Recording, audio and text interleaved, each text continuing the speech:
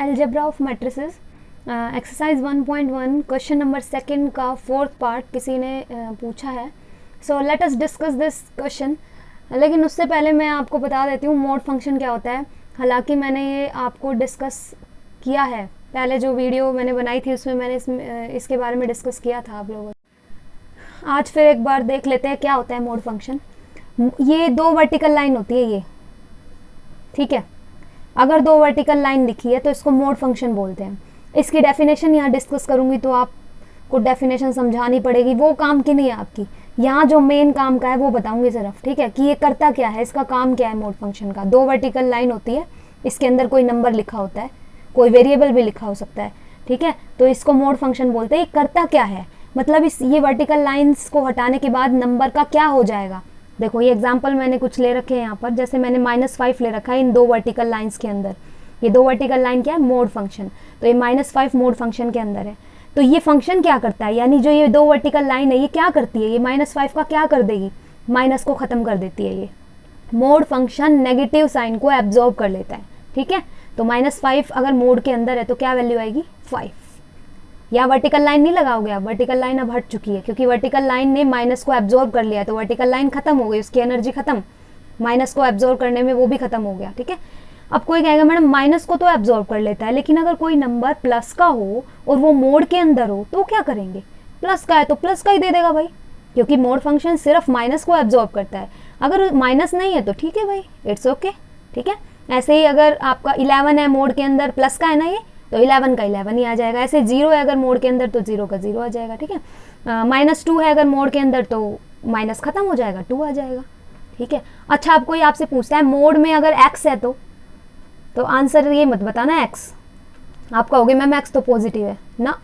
वैसे ये चीज़ काम नहीं आ रही, लेकिन एक नॉलेज के लिए आपको पता होना चाहिए कि अगर कोई वेरिएबल नंबर मोड के अंदर लिखा हुआ है तो हम कुछ नहीं बता सकते हैं क्या है, क्योंकि मुझे नहीं पता ये x की वैल्यू क्या है. क्या पता माइनस में हो या प्लस में हो, मुझे क्या पता. अगर मान लो ये आपने मोड x की वैल्यू x लिख दी, ठीक है, और थोड़ी देर बाद किसी ने बताया भाई x की वैल्यू तो -3 थी, तो एक तरह से तो आपका आंसर -3 आ गया, जबकि मोड का आंसर तो कभी नेगेटिव नहीं होता. समझ रहे हो ना. तो जब भी मतलब नॉर्मल बात में, अगर मैं नॉर्मल लैंग्वेज में बोलूँ तो अगर आपका मोड के अंदर कोई वेरिएबल है, वेरिएबल मतलब x, y, a, b, यानी जिसकी वैल्यू नहीं पता आपको, तो आप नहीं बता सकते हो कि इसकी वैल्यू क्या आएगी, ठीक है. आप सामने वाले से पूछोगे ये पॉजिटिव है या नेगेटिव है, उसके बाद ही आप बता सकते हो, ठीक है. तो यहीं से फिर मोड की डेफिनेशन यहाँ पर आती है. वो आपको ज़रूरत नहीं है, उसमें आपको ज़्यादा डीप में नहीं जाना, सिर्फ मुझे ये समझाना था क्योंकि ये यहाँ पर काम आएगा, ठीक है. अब हम अपने ओरिजिनल क्वेश्चन पे आ जाते हैं. This is your question, construct 2x2 matrix. एक 2x2 मैट्रिक्स आपको कंस्ट्रक्ट करनी है. मैट्रिक्स कैसे कंस्ट्रक्ट करते हैं मैं प्रीवियस लेक्चर में आपको बता चुकी हूँ, ठीक है. So this is my construction. ये मैट्रिक्स आपको बोला है उसने कि सी बनानी है, तो इसलिए मैंने सी बनाया है, ठीक है. ऐसे नहीं कोई बच्चा सोचेगा मैम सी क्यों बनाया, आपने तो बताया था ए बी सी कुछ भी ले सकते हैं. सी इसलिए बनाया क्योंकि इसने कहा है कि सी बनानी है, तो मैंने सी बना लिया, ठीक है. सो सी मैंने C is the required matrix. 2x2 order की आपको बताया था मैंने कैसे बनाना है, ठीक है. अब हम फर्स्ट एलिमेंट निकाल लेते हैं अपना. फर्स्ट एलिमेंट क्या है, C11.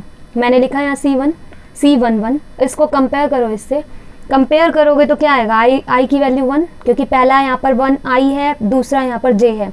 यहाँ पर फर्स्ट 1 है, सेकंड भी 1 है, तो i की वैल्यू भी 1 है, j की वैल्यू भी 1 है. सो यहाँ राइट हैंड साइड में ये जो पूरी वैल्यू थी, यहाँ मैंने i की वैल्यू भी 1 पुट कर दी, j की भी 1 पुट कर दी. ये देखो दो वर्टिकल लाइन लगाना है आपको. फिर 2 की वैल्यू मैंने 2 रखी, फिर i की जगह 1 पुट किया, माइनस था. फिर 3j के प्लेस पर भी मैंने 1 पुट किया, नीचे मेरा 2 था डिवाइड में, ठीक है. ना इसको सॉल्व कर लो. पहले अंदर वाले को सॉल्व करो. मोड बाद में काम करेगा. मोड कब काम करेगा, जब आपका एक नंबर मिल जाएगा, एक सिंगल नंबर पे काम करेगा मोड, ठीक है. सो 2 1 2, 3 1 3. तो 2 में से 3 माइनस होगा, क्या बचेगा, जब छोटे में से बड़ा वाला माइनस होता है तो माइनस का नंबर बचता है ना. तो 2 - 3 क्या होगा, -1, ठीक है. ये मोड में है. अब मोड लगाओगे आप. मोड का काम अब शुरू होगा जब एक नंबर अंदर बच जाता है, कोई भी एक नंबर अंदर बच गया, एक सिंगल नंबर बच गया मोड के अंदर, तो माइनस को ही एब्जॉर्ब कर लेगा, तो मोड भी हट जाएगा, तो यहाँ क्या बचेगा, 1. So this is your first element of this matrix C11. Second element देख लेते हैं C12. मैंने लिखा है यहाँ C12. कंपेयर करो इससे. i की वैल्यू क्या है, 1, क्योंकि i पहले है, यहाँ पर पहले क्या है, 1. ऐसे यहाँ सेकंड नंबर पर जे है, यहाँ सेकंड नंबर पे 2 है, तो आई की वैल्यू क्या हो गई 1 और जे की वैल्यू हो गई 2। अब यहाँ राइट हैंड साइड में आई की वैल्यू 1 पुट कर दो, जे की वैल्यू 2 पुट कर दो। देखो आई की जगह मैंने 1 पुट किया, ये था ना आई 2 के साथ, ऐसे ही 3 के साथ जे था तो मैंने जे की जगह 2 पुट किया। इसको सॉल्व कर लो अंदर पहले, 2 1 ज़ा 2, 3 2 ज़ा क्या होता है 6, तो मैंने यहाँ 6 लिख दिया। उसके बाद इसको सॉल्व कर लो, 6 में से 2 माइनस करेंगे तो क्या बचेगा 4 बचेगा ना, लेकिन यहाँ पर उल्टा हो रहा है। देखो 4 लिखा, फिर उसके बाद ये साइन कैसे लगाया मैंने, जो बड़े वाला होता है उसका साइन लगाते हैं। 6 और 2 में बड़ा कौन सा है 6, तो 6 का साइन क्या है माइनस, इसलिए माइनस लगाया। ठीक है, सो -4, इसका मोड करेंगे तो क्या बचेगा यहाँ 4, समझ गए ना, माइनस खत्म हो जाएगा। अब 2 से इसको कैंसिल कर दो, क्या वैल्यू आएगी 2। तो ये आपका सेकंड एलिमेंट निकल गया C12 सॉरी। अब बाकी जो ये दो बच गए C21 और C22, ये ऐसे ही फाइंड आउट करने हैं, तो ये आप लोग कर लेना, कोई प्रॉब्लम आए तो मुझे बता देना।